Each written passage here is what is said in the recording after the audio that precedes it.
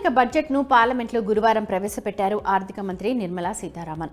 ఆదాయ పన్నుకు సంబంధించిన స్లాబ్లలో ఎలాంటి మార్పులు చేయలేదు.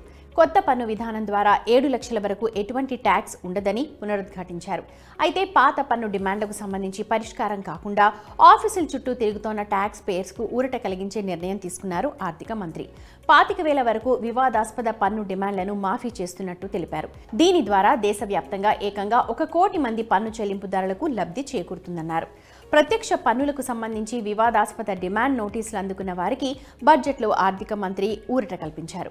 2009-10 ఆర్థిక ఏడాదికి సంబంధించిన బకాయిలు ఉన్నట్లు 25,000 వరకు డిమాండ్ నోటీసులను అందుకున్న వారికి ఉపశమనం కల్పిస్తూ ఆ డిమాండ్ నోటీసులను ఉపసంహరించుకుంటున్నట్టు చెప్పారు. అలాగే 2010-11 నుంచి 2014-15 ఆర్థిక సంవత్సరాల మధ్య 10,000 వరకు ట్యాక్స్ చెల్లించాలని వివాదాస్పద డిమాండ్ నోటీసును రద్దు చేశారు. ఈ డిమాండ్ కోటి మందికి లబ్ధి చేకూరుస్తుందన్నారు. వ్యాపారాలను సరళతరం చేసేందుకే ఈ నిర్ణయం తీసుకున్నట్టు పేర్కొన్నారు.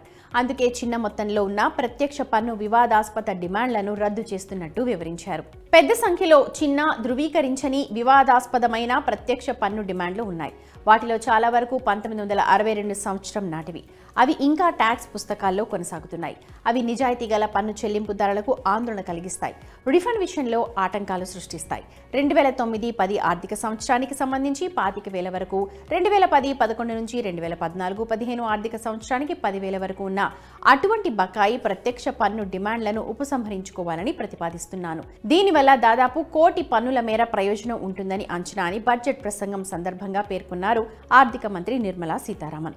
మరోవైపు కార్పొరేట్ పన్నును దేశీయ కంపెనీలకు 30% నుంచి 22% తగ్గిస్తున్నట్టు ప్రకటించారు. కొన్ని రకాల తయారీ రంగాల సంస్థలకు కార్పొరేట్ ట్యాక్స్ను 15% తగ్గించినట్టు వెల్లడించారు. ప్రజల సగటు వాస్తవిక ఆదాయం 50% పెరిగినట్లు చెప్పారు.